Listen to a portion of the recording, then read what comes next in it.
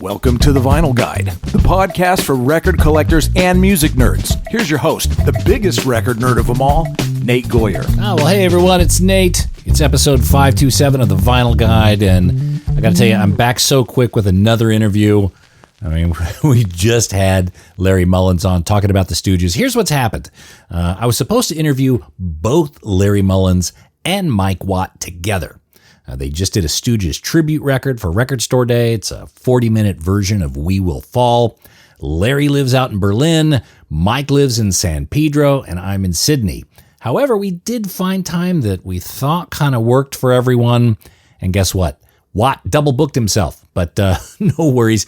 That actually kind of worked out well because I was able to go in deep on Stooges talk with both Larry and Watt separately. So, quite happy it worked out that way, but it was a fuck ton of work. But hey, it's all sorted now. So today, Mike Watt, legendary bass player and member of the creative community. He's one of the coolest guys you could ever imagine. I love talking to Watt, always so full of wisdom and humor. And he played with Iggy and the Stooges for 10 years, 126 months, as he'll let you know. Watt absolutely loves this band, loves those guys, and we even get a bit emotional today at some of the memories. Watt digs deep and shares his love and brotherhood with some of the best who's ever done it. That's Iggy, that's Ron Scott Asheton, that's Steve McKay, that's James Williamson, that's Dennis Tech, that's everyone who played a part in the Stooges' second and final run of their career. That also includes Larry Mullins, who, if you haven't heard that conversation, episode 526, go back and do it. We also dig deep into Stooge history, the rare recordings, and memories of those fellows and more. So don't forget this Record Store Day, Larry Mullins, Mike Watt, We Will Fall, only 1,000 copies available worldwide. Grab it if you can. Alrighty, let's get into our conversation with Mr. Mike Watt, sharing more tales of the Stooges. All right, ladies and gentlemen, we have the criminally handsome Mike Watt. We're going to focus in today on the Stooges, especially in light of this new Record Store Day release from Org Music, a 40-minute version of We Will Fall, which is another in a long line of Stooges covers that Mike's done with Larry Mullins. Mike, welcome to the show. Now, tell me, what do the Stooges mean to you? I got to help them for 10 and a half years, which is how I met Larry. But actually, without Stooges, I don't think we would have had our movement. So I owe them buttloads.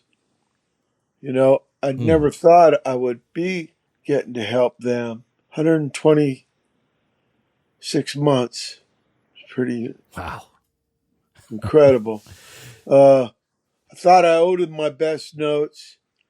Like you said, you call them covers, but it's me and Larry call them tributes. We're trying to make good on the debt we do owe them, and kind of reinterpreted. I think there's a tradition of that. I mean, there's the top 40 thing where you try to be a Xerox machine. I know Australia has big. Remember, I was there with Jay Mascis, and in the sidewalk, someone had, obviously when it was wet, when it was being made, play some fucking Stooges was in the sidewalk. So I think, because, you know, they didn't get really respect here when I was a boy. No, do you remember the first time you heard Stooges? Do you remember? Yeah, the first one was obviously not the first Stooges. It was actually the second album, Funhouse. And yeah, everybody I knew did not like that stuff. I mean, this is when it came out, right? Which is like 70, 71. So, you know, there was the one magazine here that I liked, and Richard Meltzer wrote for him, called Cream, and they liked him. But it was minority stuff. But, you know, the same thing happened in the movement. People like Captain Beefheart, Stooges, I think they were already doing what we got into later. So, yeah, they're pioneer people. I mean, you got to understand 1970, strange period because, I mean, when I think of the movement now, I think of it basically against arena rock because these people who thought they were doing rock and roll, it wasn't the Little Richard stuff, which is funny. When I asked Dig about a Raw Power song, Shake Appeal, he said it was all about Little Richard. This was some kind of Nuremberg rally thing. The idea of clubs, about seeing the band not as a little circus act, but something very visceral in your face. And like that, the records, you know. Then I heard Raw Power. Then I heard the first record. So it's a strange thing with me, because I'm only 13 in 1970. So what are they? 11 years older than me? So you had the wherewithal as a young man to be listening to them. Yeah, but it was not. I mean, some people join things to be part of the in thing. It was Stooges were not like that then, which was interesting when I started helping him and they're playing gigs. There weren't people their age at the gigs. It was all these younger people wanting to know where this music came from. Like Ronnie told me it was like talking to some old blues guy on the porch, and where I got to go right to the well. You know, no, I didn't have a third party. You know, I wasn't a hand puppet. The trip, you know, and then the same thing with the bass. You know, D Boon's mom put me on the bass, and that's where you put your retarded friend.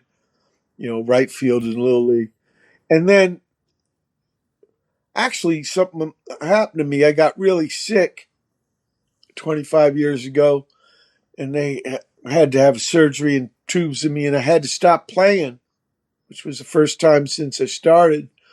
And it was Stooges music that helped me because there's not a lot of chord changes. It's a lot about the feel. And I think that's what Stooges was about, learning that part of music. The first gig I saw was T-Rex. See, if I would have known, they were playing up in Hollywood at the Whiskey at the time, a couple of years later in the early 70s. And in fact, Scotty, that star tattoo on his shoulder, there's no tattoo places in Hollywood. He had to come to Long Beach, was the other side of the harbor here from San Pedro. San Pedro's the harbor. I'm from Virginia, but my papa's a sailor, and this was closer to Vietnam. It's interesting how all this happened. So, like, me and Larry just thought should try to let people know about our experience. Because, yeah, I pulled a 10.5 year shift with them, and somehow there's something about music that goes beyond words. So we thought of us doing instrumental versions of some of their songs our way. It helped pay back on the debt that we owed those cats. Iggy, Ronnie, Scotty, Brother Steve. That's kind of when we did the first one. Is when we lost Brother Steve. First one had Scotty on the cover. So maybe it was right around then. Maybe, right? Because they only are within a year. We lose Ronnie in 2009, New Year's. And then 2014, 2015. Yeah, man. You always think you got time, you know? And then you don't. Although Ig's still going. Oh, God bless Ig. So how did you get the phone call to be the guy between the Ashetons? Yeah, and I Iggy? got the phone call. Yeah, I was on tour with my second man. I was in okay, there's a movie. This is my idea about it. It's Jay Mascis. I first went to Australia to help Porter for Pyros, but then I went there with Jay. But Jay, well, first I did this movie. That's what, actually I meet Ronnie. He goes to Minutemen gigs. The Colonel, the guy who was married to Niagara, maybe still is. they brought Ronnie to Greektown in Detroit to see me play with Minutemen and stuff. That's how I first met Ronnie. But I get to play with Ronnie in 1996 for this movie called Velvet Goldmine. It's like supposed to be a David Bowie guy with a guy that was kind of Ig and Kurt. Todd Haynes and Mike Stipe made this movie. And so they got Ronnie to be, because since they wanted Stooges music, have one of the real Stooges. So I got to play in the studio with, the guys playing TVI right in front of me. And I get to play bass with him. So that was the first time I get to play with him. I meet him, he comes sees me play. And then Jay Mascis, I was telling you I got real sick and he needed a bass for this Jay Mascis in the Fog tour. So I'm on tour and we're in Ann Arbor. He goes, Ronnie. So call him up and tell him to come to the Blind Pig and we jam with some Stooges songs. Jay takes him on tour with us. So half the tour is Jay's songs and then Stooges songs with Ronnie. So I get this call. Now, him and Iggy hadn't talked in 29 years. So I'm on tour with my second man. In 2003, I'm in the second cow house in Tallahassee. And after sound check, the phone, at the club. And it's Ig. And I go, hello? And he goes, Ronnie says, you're the man. And I couldn't believe it. He said, look, would you wear a t-shirt instead of a flannel? I said, fuck yeah. I said, what about Levi and Converse? He said, that's strong. Then he talked about this nightmare where the drummer was in lime green and the bass player's wearing orange or something. And how the lighting was about this gig at Coachella that was coming up in a couple weeks, in California, right? I'm in Florida on this tour with my second man. When we get to Memphis, I leave those guys. Oh, then he goes to me, he finally gets to the music. He says, now look, however we end the songs, that's how we're going to end them.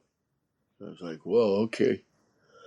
And then 2 weeks later, I leave my guys in Memphis and I fly back to California. We have this practice in Hollywood at SIR. And it's just me and the two Asheton brothers and Ig. And I couldn't believe it. It had all these mirrors. It's a practice room, And I'm doing Stooges. Of course, I know all these songs. I'm so nervous, though. And then Brother Steve didn't even prac. He just flew in from San Francisco. I had met him earlier when me and Jay played up in the city. He came on the stage and jammed 1970 with us. Anyway, yeah, we're at Coachella. I thought it was going to be one gig, and it turned out to be 126 months. Damn. It was. It really was a mind blow, the whole thing. But it really helped me in so many ways. I can't tell you those guys. I was finally the youngest guy in the band. Of course, I had a million questions for them. My ears would be the size of elephants, like sponges, just soaking everything. It was a million things I would ask them all the time. Maybe it was kind of annoying a little bit, but you got to understand, I never took it for granted. I always thought they deserved my best playing, my best notes, everything. I always tried my hardest for them. Incredible thing for me. Oh, yeah. And then later with James Williamson. Actually, that was another thing that was trippy because I thought it was going to end with Ronnie. Everything was trippy with them. So when we did these records, it's just me and Larry. It was just we like a debt, kind of thing. It's real personal connect. But I got into music to be with my friend D Boone. I've always taken this shit personally. Can you talk a little bit about being in the middle of the Asheton brothers, that telepathy that the two of them had? What was it Well, like Ig being in the too, middle of that? but Ig too, because here's the thing: Ig's a drummer man. That's where the name comes from. He was in a band called Iguanas, and I know where the name Pop comes from too, because he's actually Iggy Stooge on the first album. There was a guy named Joe Pop in Ann Arbor had lost his eyebrows, ramming his head in the wall, and Scotty. And I say this because the drummer man thing's really important. He teaches Scotty drums so he can be a singer after seeing that they saw the Velvet Underground. And so, even though Scotty's younger than Ronnie, Ig always deferred to Scotty because it's a three-way. So the tiebreaker was always Scotty for Ig. And so and Scotty was kind of stoic. I mean, if it was just you and him, we would talk like crazy, but in front of people and stuff, he really no yammering so much. They did have different kinds of personalities. Mm-hmm. But so being in between them, well, it's funny thing about the bass, it's kind of between that. When I was younger, 4-string guitar. And as I got less younger, no, it's 4-string drum set. So, Roddy started out as bass man, and then he went back for the raw power. That's what was trippy with James Williamson. I was playing Ronnie's parts. So the closest note is Scotty's kick drum. The way those guys made me feel. I remember the Hall of Lame thing gave him induction, and Scotty said, Mike was never a stooge, but he could have been one. That kindest thing ever to say. So being in there with them was like being the little brother. And I remember Ronnie telling me that I was always a good sailor. I mean, they really were something else to me. You know what I mean? Yeah. Oh yeah. I mean, to be there with your heroes, the people who help shape you, Yeah, I know. And then I'm there for their maybe round 2, Mm-hmm. round 3, whatever. You count all the kinds of manifestations. But just being able to be there for them. Because in a trippy way, yeah, you're right, Nate. They were there for me. Ig too. Yeah. I mean, that's the thing about the gigs. Also, I mean, they seem like they were like 10 seconds long. And they're the hardest things I've ever worked. Man, take everything out of you. And we always got there 2 hours early. So Ig would go over all the songs in his room with a mirror and a mic stand with a mic, not plugged in. Just do it. This guy pracked like John Coltrane, Eric Dolphy thing. We'd be in the other room, and of course, time would slow down. It seemed like forever before we could hit the stage. And then when it happened, it would be like this tsunami thing of like crazy charge. And you're there in the Stooges music, That's what Scotty called it, stooge music. And it was. I mean, it's all part of the big, I'm not into genres and stuff like that. In fact, you could hear how they listened to all kinds of different stuff when they were getting the band together and were making those records. And it all came out through them. But they, weren't trying to do any of this genre crap. Music is music, and it's a feeling. It's dangling duality. It's them being themselves, but then standing on the giants of all the notes, all the rhythms, that's gone before. I remember Scotty telling me about Upper Egypt, Lower Egypt, which is Pharaoh Sanders, is what Dave used for a little doll. It's trippy. His name was David Michael Alexander, and I'm Michael David Watt.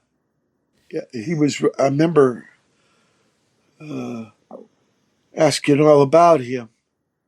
That song "Dum Dum Boys" Iggy's talking about, Yeah. right? Idiot. Yeah. I Yeah. remember Iggy was talking to me once about. I don't know what brought it up, but we were talking about his records where he's alone, right? The Iggy records. And I told him my favorite was Idiot. And he goes, Mike, that was a very artistic record. And I said, yeah, I really liked it. And that song, Dum Dum Boys, I always thought, he's saying their names, right? In the beginning. Right. Rock Was Dave action. OD'd on alcohol? Yeah. Right. When I graduated high school, something like 76 or something. Wow. You know what I mean? It's trippy to talk about him. It really is. Being a Minuteman, they're always talking about, oh, you guys were so original and stuff like that. And then I got to think of bands like Stooges. And yeah, or Germs, or Yeah. the Captain, Captain Beefheart, or John Cole. We would do at the gigs, we would do Funhouse, and there's the LA Blues part. And I always put Love Supreme under there. This guy would start jamming, Brother Steve would bring in. And it was cool.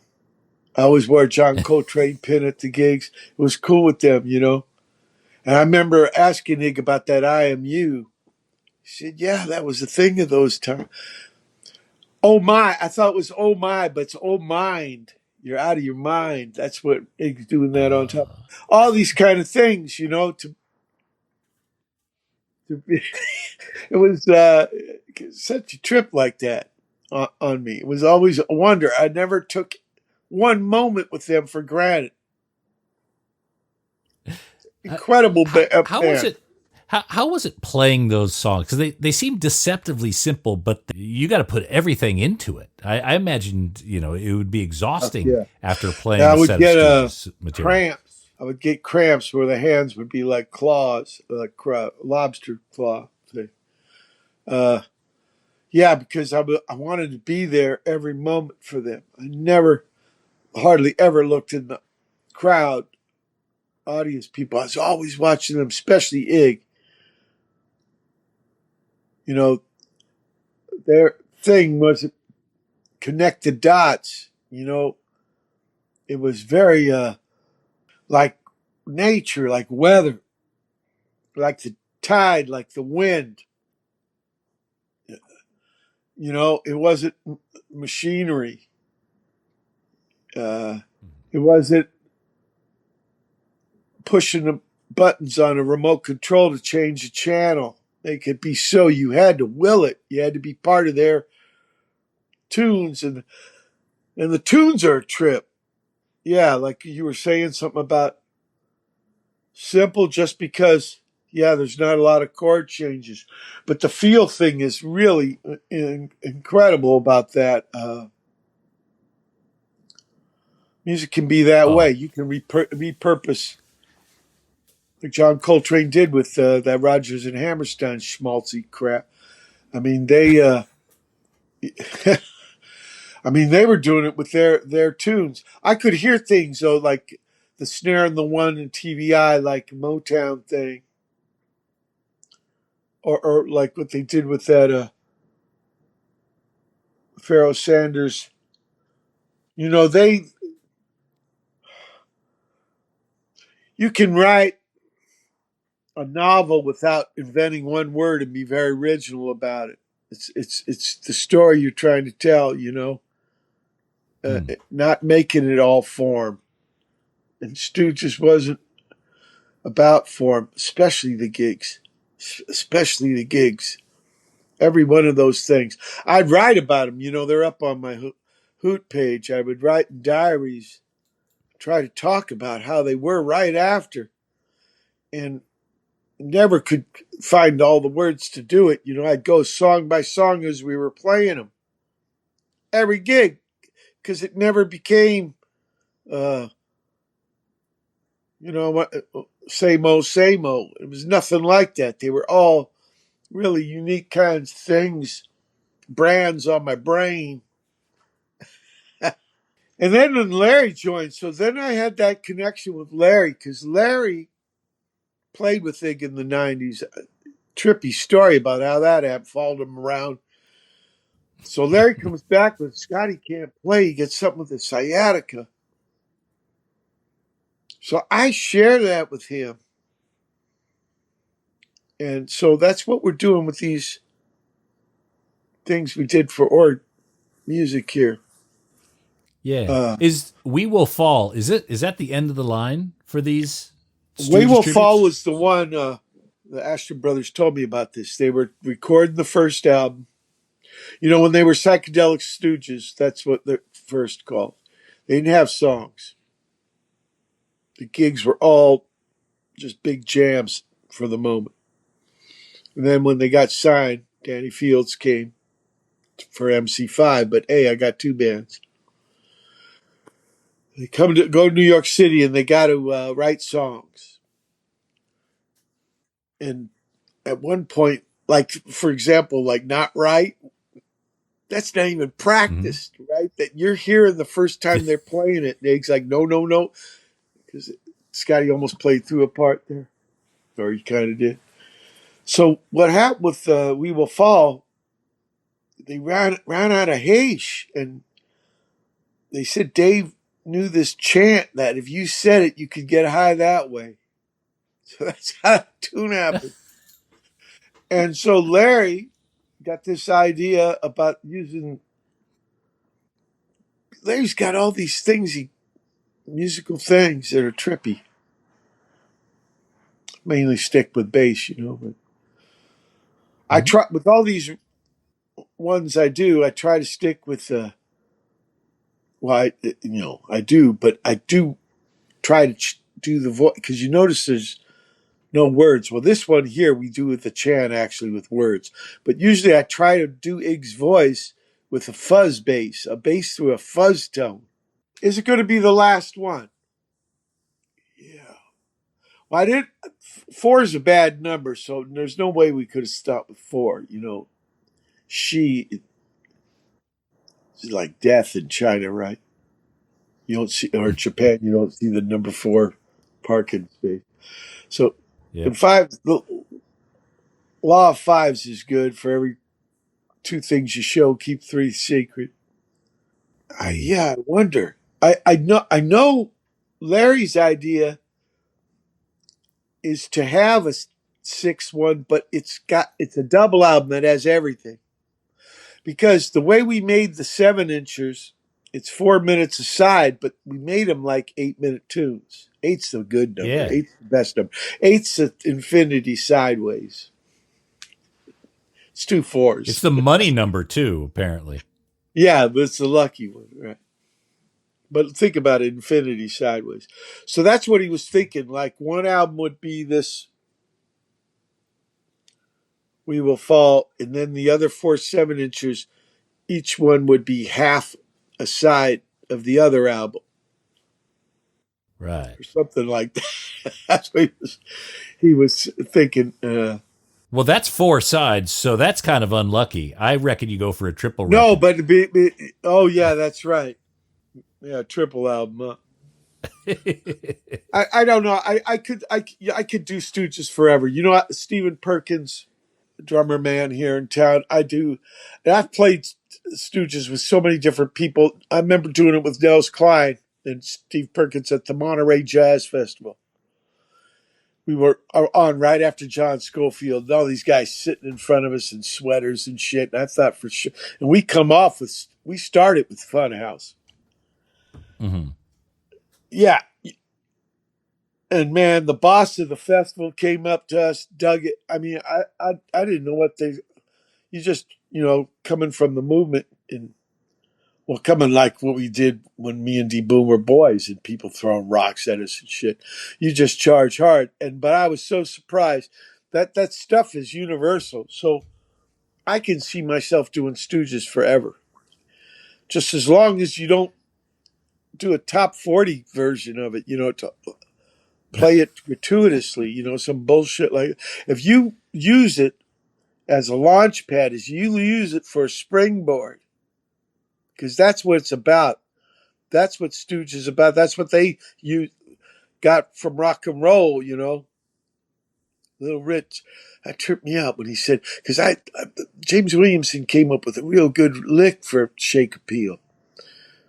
And I asked Iggy, and he said, that's about little, because its first title is Tight Pants.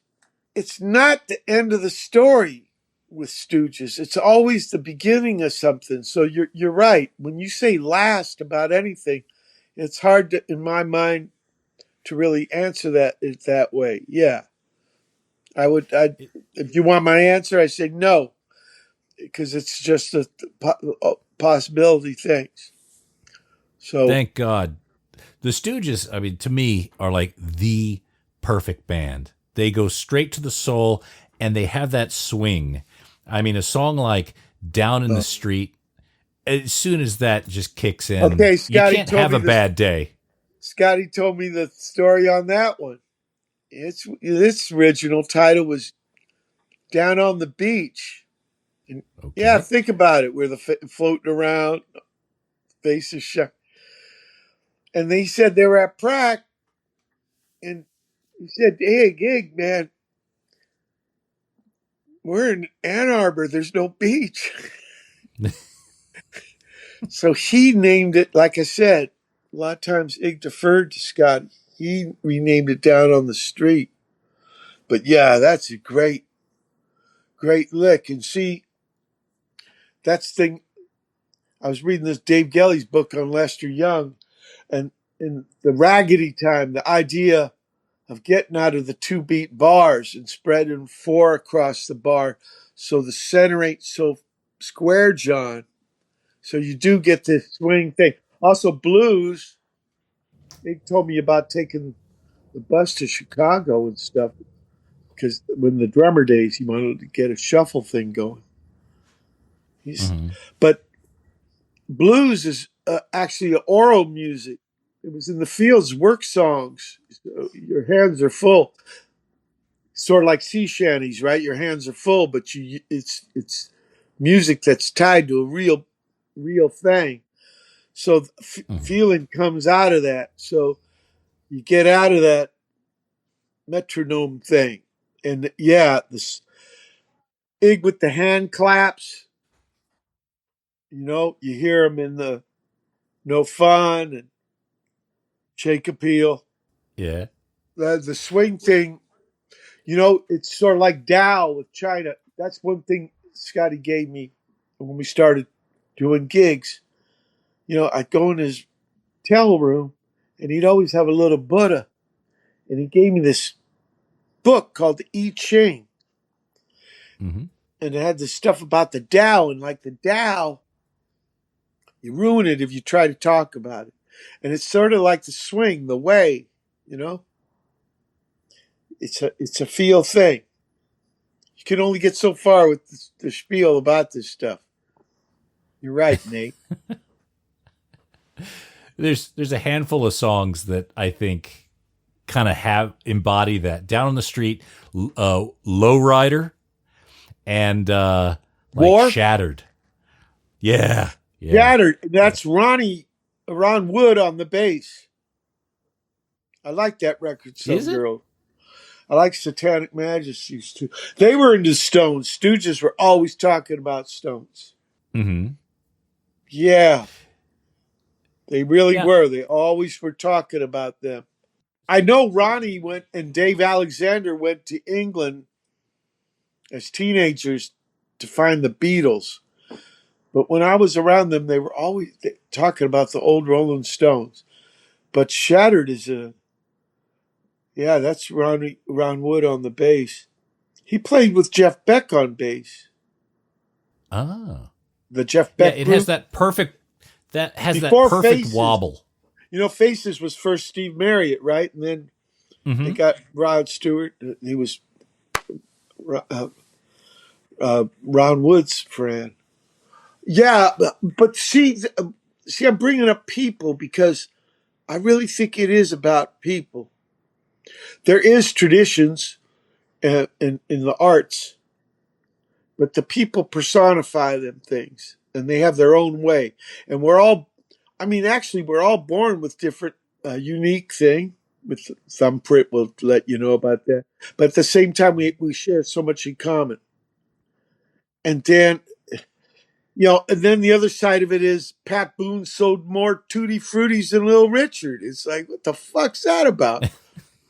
And yeah, because Stooges were always not exactly that issue, but there was something about that they had to laugh at, this square thing, and that's.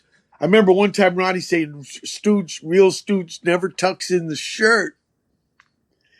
And I, like an idiot, because I went, like Iggy asked me to wear, that was John Fogerty's idea anyway.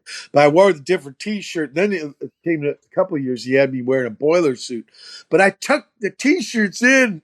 I remember Ronnie telling me shit like that. It didn't compute my head because I didn't really wear shirts without buttons. When I met D Boone, the only rock band he knew was Creedence. So I couldn't hear the bass. When his mother put me on the bass, I couldn't hear the bass line. So I saw that the singer wore these shirts. So I thought maybe if I wore these shirts, he would still like me. So I didn't really have a tradition of T-shirts. So tucking him in or not, I don't know. But there's these things when I think back now, I was trying to soak it all in, Nate, but some of it, had to be processed later in time. All the shit I learned from them guys, I tell you. So let me ask you. So I'm sure you learned so much from Ronnie Scott and Ig. You never met Dave Alexander. Like I said, some of it's like still coming on me now, talking to you, and not realize, like that T-shirt thing. I don't think I ever talked about that before. But you have this cosmic connection with Dave Alexander. What did you learn about Dave playing his parts? I thought he wrote some really great parts. I'm a little partial to bass, and James Jamerson's this Detroit bass player on a lot of the Motown records, and he was always, I think his big mission was, how am I going to hook the singer up to Benny Benjamin or Pistol Pete? And he doesn't really know these. Yeah, there's his parts are really, really signature. And also, the idea, I don't know if he articulated with words, but he does in the fields because he's dancing with the kick drum. And that's what I think a good bass part does. And it was okay. Here's a trippy thing. One time, when they first played with Iggy again, it was for his solo record. And one song was Little Electric Chair. So when we're doing this one, Iggy said, I want you to do a bass solo. I was like, what? So I did one, and then he says, you know what? After the gig, he says, why don't you talk with Ronnie? Let him show you how. So Ronnie showed me this stuff. And I'm thinking about this, the bass for Stooges, I mean, them tunes. And then when we do it, that first one after Ronnie showed me, it was in Helsinki. And it came behind me, and you know how you say you feel it? He started beating me in the ass with a microphone so I would feel the beat. And after the gig, under my Levi was all these bruises on my ass. He had pounded bruises in my ass with the microphone. I turned my solo. But you know, I'm bringing that up because you don't think of that with the Stooges, but I think what I think of Dave Alexander's bass part is they're fundamental. And during that first practice in Hollywood before the Coachella gig, I remember he goes, we were doing TVI, and he says, "You're having fun with that, aren't you, Ronnie? Show him." So, and I still think Dave Alexander is schooling me, whatever you call it, cosmically. And then there's Ronnie too, schooling me. And there's Scotty, man. I used to be right next to the drum right there on his. They put him on a riser, which was, but not too high, but so I could be right there for him, with him. It was trippy. I wasn't on the snare. Ronnie was there, so I'm on the tom side. But man, and then Ig too. I wonder about how Dave was on the stage, because I was like feeding off them guys. Where they were peers. I can't say that I ever replaced Dave Alexander. I was there to help as much as I could. There's no way I could replace that guy. And uh, bringing that bass for them, and trying to, yeah, be a student for him. Sit in his classroom. That's the way I got to look at it. I can't look at it as cosplay. Yeah, Dave always felt to me like he was he was the one that was keeping the floorboards down while the rest of them got He to. is, but it's still got a rubber band thing. There's a rubber band kind of thing going too, though. Still, it ain't all Mhm. like, yeah, it ain't like this static bracing. It's Yeah. it's rubbery. You know, it's like Bootsy in his own way.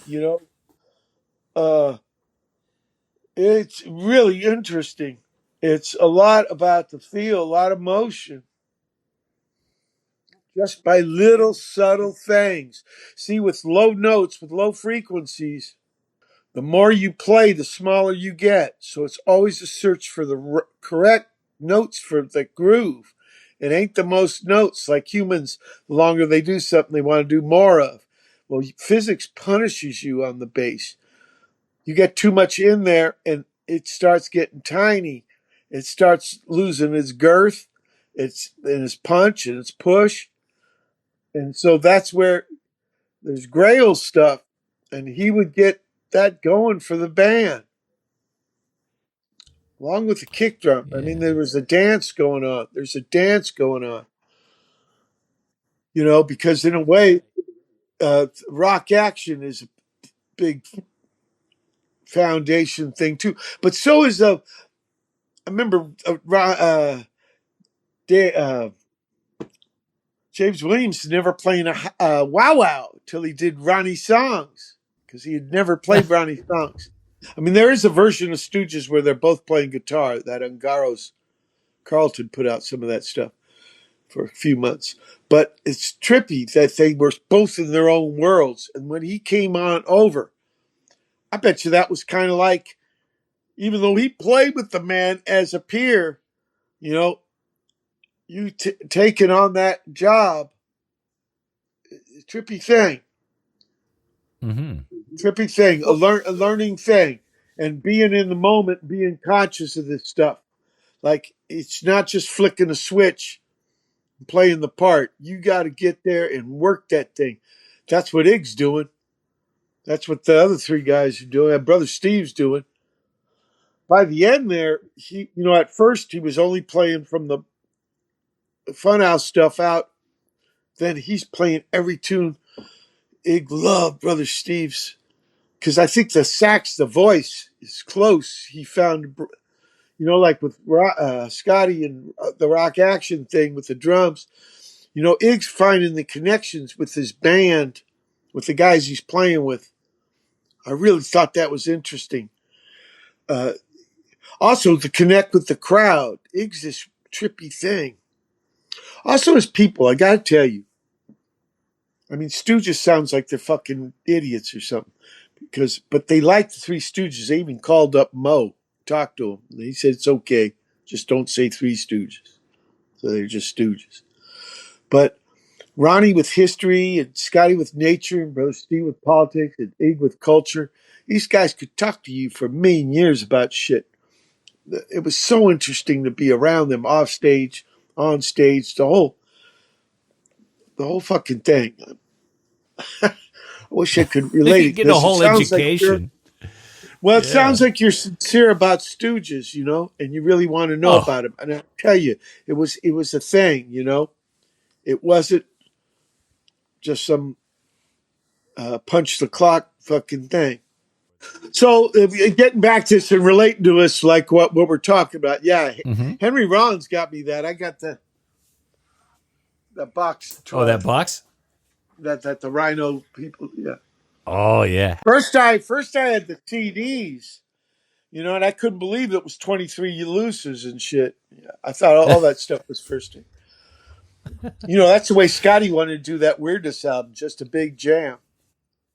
So let's talk a little bit about that. How did you go from? So you went from Coachella, which was one gig, all of a sudden it became this tour, and then especially the summertime, and especially in Europe, and of Europe, especially France, but all over the place. But there were some U.S. tours, and of course we did some a big day out in Australia, and then. Some kind of, the last time we were there, it was with the Suburban. Oh, God, they're all gone except Tex. Tex Perkins, yeah. They're all gone but Tex now. They're great cats. Brian. Sweet guys. But that was the last time we were there. And it was some kind of, it was a big day out. That had ended.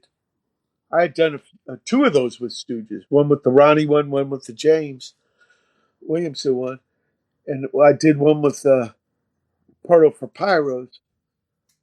But there was a couple U.S. tours with Stooges, but a lot of it was in Europe. So that's what it happened. All of a sudden, all these gigs, lots of gigs, especially during the summertime. So a lot of flying. So you did the Coachella, and then all of a sudden the bookings. That's in March of 2003. So then the bookings started coming in. And that summer, because they only done one gig in Raw Power, that gig at Scala in London. That pictures Mick Rock took. That's on that. That's the only gig they did overseas. Then I remember the next one was how many years later, right? At 29 years later at Vitoria-Gasteiz in the Basque Country in Spain. And I remember the Cramps played before us, and Lux and Ivy was on the stage watching us the whole time on the side there. Lux broke a vodka bottle over his fucking head out, and without knocking himself out. I don't know how he did that. It wasn't fake. I mean, that was a great gig. But that was the first overseas. Then we start doing all that stuff, and they start snowballing more and more and more than like half the year. I'm flying, but they still let me do my Mike Watt things. I do my second opera. I do my third opera because we go up to September 23rd, 2013 is the last gig in San Jose. So at what point did the discussion about new music come up? When did you start talking about what became Well, that's Weirdness, right? That's in Chicago in 2007. The Weirdness with Steve Albini. Yeah. So you guys have been playing live for years, and now you're like, now let's... 2007. So 2003, we've been playing for, about 3.5 years, 3 years. Mm-hmm. Actually, that's when Ig thought we were at the height. I remember him talking. There was something about 2006, 7. He thought was the high water mark. I remember we did Katrina, right? Happened, and we were at the Redden Festival. It was that same day. It was 100 degrees in England. It's usually not like that. So that's what I think it was. Ig thought this was the time to do a record. But we ended up doing a record with James Williamson, too, for Fat Possum. Mm-hmm. But Ready to Die. that's what they told me. They wanted to make a record with Steve Albini. It was after a few years of playing. I think, because that's scary to do after a lot of years, I can imagine. I've never tried that. Well, you go back, especially their early records are so beloved and cornerstones. How do you go beyond that? I don't know. And me, I had this nightmare. I want to be buried at sea, but I had this nightmare where there's a gravestone and it's just written on it is "fucked up a Stooges gig." So let alone for "fuck up a Stooges" album. It was scary. It was scary for me. Yeah, I can imagine. Well, they called it The Weirdness. And there's a song on there called The Weirdness. Mm-hmm.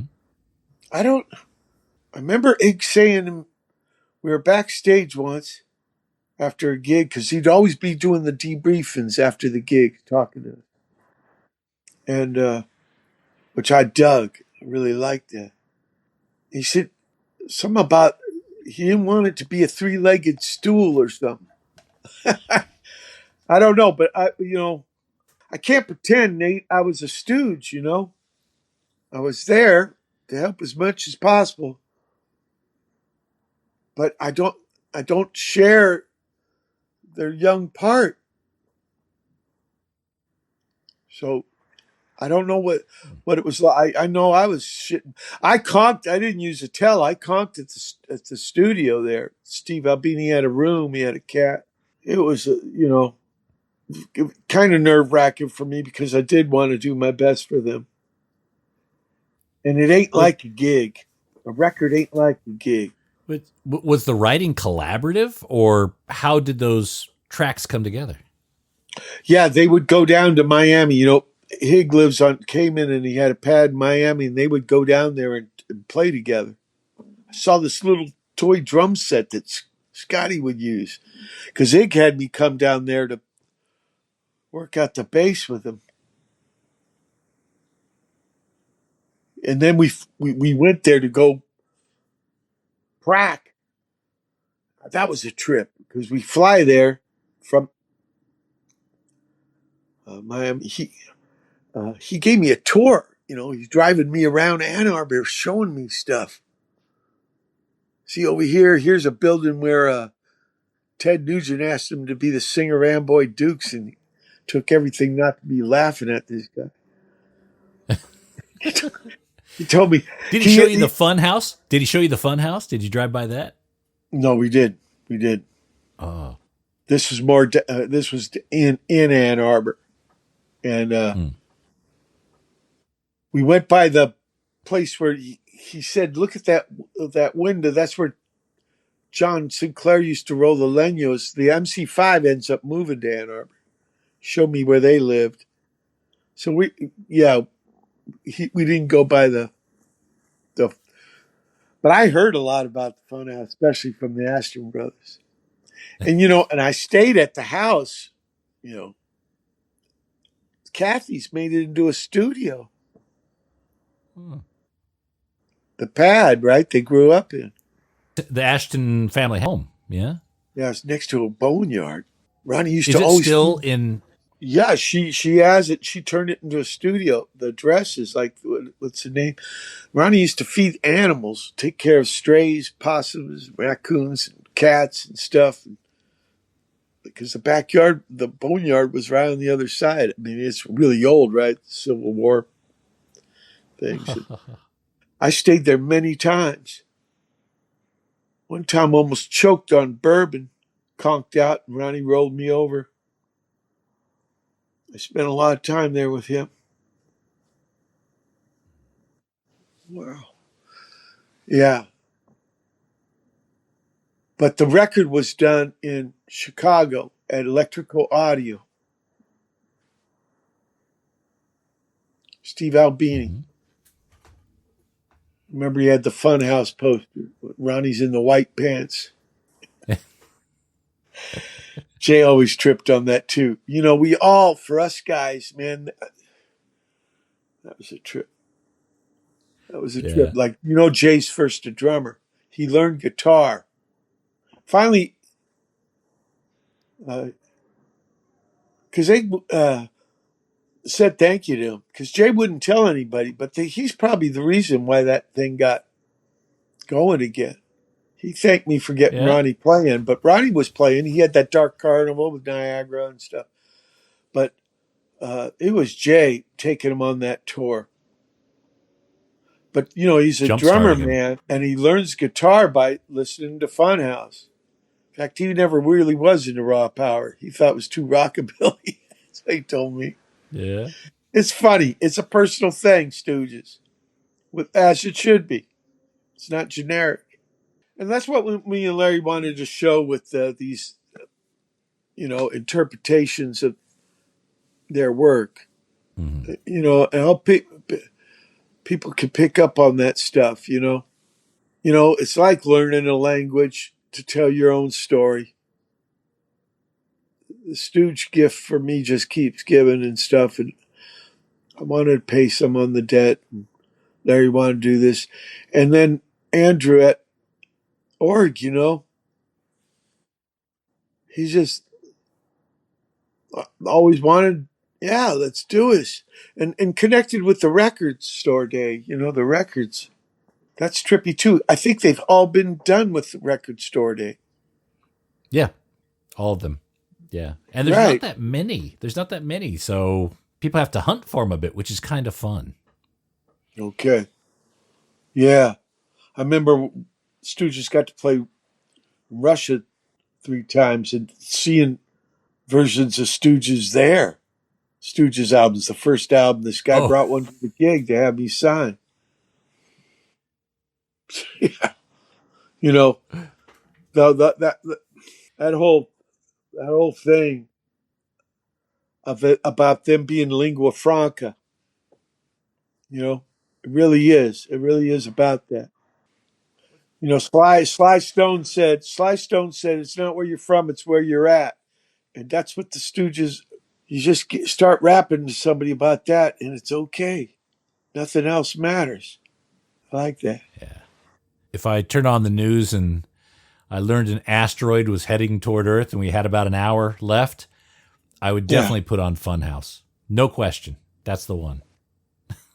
1969, okay. Remember David Thomas, the Perubu singer, man, saying, yeah, I can't believe those words. Now I'm going to be 22, oh my, and a boo. Very Kano, man. Talk about damn Kano. They could distill it, you know. You got any memories of working with Dennis Tech? I think he played some of the Dennis Tech shows, didn't he? Okay, I'll tell you. There's a gig. Well, when you see Ronnie in that Army thing, that's actually a Navy coat. And that's from Dennis Tech. Because he was a doctor with the Navy when he was at Australia, right? The Radio Birdman. But there was a show done for Ronnie in Ann Arbor. And Scotty said that Dennis did the best Ronnie guitars. So we did some songs, me and Scotty, with Dennis Tech on the guitar. And Ronnie really liked Dennis. He's very kind to me. I mean, he made some records later with James Williamson. I think they both live in Hawaii. He's still doing it. But one record not a lot of people know about too much outside of Australia is the new race band with Ronnie, Oh yeah. Dennis, Oh yeah. Dennis Thompson, MC5, Rob Young. Right. I Right. mean, that See, good. is a great record. Yeah. There's a Ronnie told me about the gig where the singer got wasted and ruined the whole. It was a showcase. Oh, Where what? there's some drama. Okay. Yeah, that those Hollywood years are intense. You know, and if I was a teenager, if I would have known, I thought all gigs were arena. I didn't know about clubs till the movement. Just didn't fucking know. You know, but I got to learn a lot about that stuff. Yeah, but he was always talking about Dennis Tech and a very good friend of his. Like I said, Scotty Yeah. thought he could play the guitars closely to him. And you know, the Radio Birdman is them hearing the fucking words wrong in 1970. Radio Absolutely. Burning. Yeah. They were on one of those big day outs when they were coming back together. Yeah. Maybe it was the first one with Ronnie. I know the second one with James Williamson was Rammstein, but there would be always a lot of Australia bands too. Of course, it's Australia Festival. And then I know the first one was with Nick Cave when I did with Pearl for Pyros. Bad Seeds. Man, I didn't start writing diaries until the late 90s. It's hard to sometimes remember this shit. But luckily I did it to almost every Stooge gig. I got diaries for all those things. You can go to MikeWatt.com and actually read my words in the moment. It was fucking all kinds of clams, you know, because I didn't really edit myself. I just put it out there. You know, the Tekapo people wanted to do this bio with me. And they say, well, you don't write, you know, you do poetry and shit. And I said, well, look, I don't need one anyway because all my stuff's up on the Hoop page. So fuck you very much. No, they want to like own all the rock and roll books or music books. I don't know what's. And that this poor young kid, they come over, but like as told to. Mm-hmm. John Doe had me write a chapter in his bio book, but you know, and there's nothing wrong with writing. I'm way into writing. I just finished a reread of Moby Dick. I'm doing this one right now on Eric Dolphy. Oh. Yeah. Or that Coleman one's on the way when I get done with this. I've been really into reading these bios because, like I was saying earlier, it's a lot about people. Music is a lot about people. It is something about physics and nature and the world and birds, but it's also about people and stories and things like that. And sometimes, like you say, a band can bring it together, and that's for me the Stooges. Yeah. They're the perfect band for me. And I'm so appreciative of folks like yourself and Larry continuing to bring that fire, continuing to light those candles with these sort of releases and sharing these sort of stories. You know, I bet you every day you probably remember like one or two more things you may have forgot over time about your. I know the tuck it in the T-shirt. You tuck it in the T-shirt. There you go. Tuck it in the T-shirts. Stooges don't tuck in the T-shirts. That's a good name for a Stooges cover band, the Untucked Shirts. Yeah, he said tuck in shirts, and I was wearing T-shirts, you know, for the gigs. I wore a different. I never wore the same T-shirt twice. No? Okay. Yeah, I did that on purpose. I tried to find a shirt, and in fact, there was a fucked up time. I remember the Voodoo Festival in New Orleans. Somebody gave me an orange shirt. Remember that thing where he had that nightmare he was telling me on the first phone call? And here I am. And so we're about to go on. He goes, hey, Mike, you're looking a little orange. And I remembered that shit on the phone. So he goes, why don't you be like me and go up there with no fucking. So I played the gig with no shirt. Only one. Yeah, I felt like a fucking. He got me to play a shirt. Of course, I'd do anything for those guys, you know. Yeah. But yeah, here I'm in the orange shirt, like he said in the dream. At least Scotty wasn't in the lime green. You know, the front man is different. He's got the big picture. We're operating machines, so we're too tied in to the moment. He gets the big picture. Mm-hmm. Yeah. Then I remember getting this call that he said, yeah, there was this war surplus store up in Hollywood, and I got this boiler suit and it had all these pockets. So why don't you try one of them? So I wore one of those for a couple years. And when Yeah. Ronnie died, we lost him. He said, flannel is a kind of cotton. That pattern, that's plaid, but the fabric is actually, it's a way of brushing cotton. And he says they got them all black. They don't have to be plaid to be flannel. So I Mm-hmm. found black flannel, and then I found black Levi's. So when I first started playing with James Williamson, I wore black flannel shirt, like Ig said, and black Levi's.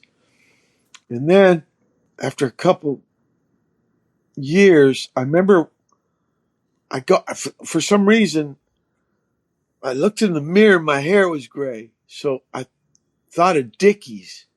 One reason I thought of Ig why he liked Steve Albini. He liked Steve Albini and those guys that worked at his studio wore boiler suits. And he liked Yeah, they this were dressed idea like mechanics. like you're going to go to work, right? Yeah. So I thought Dickies, the work clothes, so and then the hair like gray. So I wore, that's the last stuff I wore. I had outfits with Stooges. When's the last time you talked to Ig? On his B-Day, I call him up. So it's over the phone, and it really, when we lost Brother Steve, that hit him hard, man. I mean, Scotty too. Jesus. Ronnie. Yeah, he loved those guys. But, yeah, it's around the other record store day. It's his B-Day. Mm-hmm. Okay, around April-ish, something like April. that. Right. 21. Okay. So that's, I used to have the leash, the ringer on the leash. I have it do Love Supreme if it goes off, but not when he calls. It's fucking the beginning of TVI. So, yeah. So I know it's him naked on my leash. That's the call you take. Mike, it's been such a joy. Thank you so much for spending time, man. I really appreciate it. Absolutely, Nate. Love talking about Stooges, and thank you for burning bright for them. Oh, it's not a choice, man. It just happens. It's I got to do it. It's just kind of like real old mine. Real old mine. He's on those people's with the peanut butter shit, and he's doing that. He would do that dance, and that's out of your mind. All the slang. Yeah. I want to be your dog. Ronnie told me that's what you would say if you liked a girl. He says all that stuff was their part of their lingo. It's their TVI was TVI's twat vibe, right? Yeah, Cat would be watching him prac. It's not the box. No, television. No. Larry mentioned something earlier about, and I never really put this together, but Ig's got these, he's big into birds, and the way he dances and moves on stage is very bird-like. It's like a bird, like in a mating dance. I never noticed that. Scotty was into birds. He could tell the calls and stuff of the nature. No, he's way into that. He's also was good in swimming. He's all about, there's a bird thing. Big time a bird. Yeah. And birds, they're dinosaurs. Dinosaurs ain't lizards. They're, the lizards, the arms are on the sides. Crocodiles are on the side. Yeah. Dinosaurs have them down like chickens, turkeys. And yeah. That's interesting. Because it is very primal, and in fact, the kind of the movements and everything. I think that's why the Stooges resonate so deeply within fans because it is primal music. It's the things that our lizard brains are attuned to and mean something to us deep inside. Yeah. That lick in '69, boom, boom, boom, boom, boom, boom, boom, boom, boom, boom, boom, boom, boom, boom. I mean, yeah, it's econo. But look at, like I was mentioning, repurposing that schmaltzy. It goes major and minor and with the birds in it. But John Coltrane breaks that down to boom, boom, boom, boom. And then he uses it in his Love Supreme. Mm-hmm. He gets it down, even in that heady stuff where the harmonies and stuff, Stooges were into that stuff, and it shows. It shows. And notice how the different kinds of dinosaurs, too, on birds. Mm-hmm.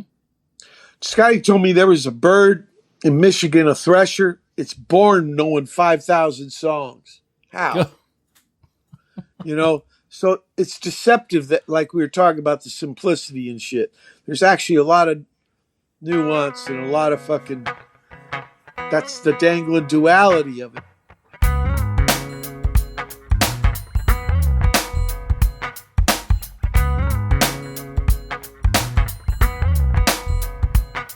Wow, he's so cool.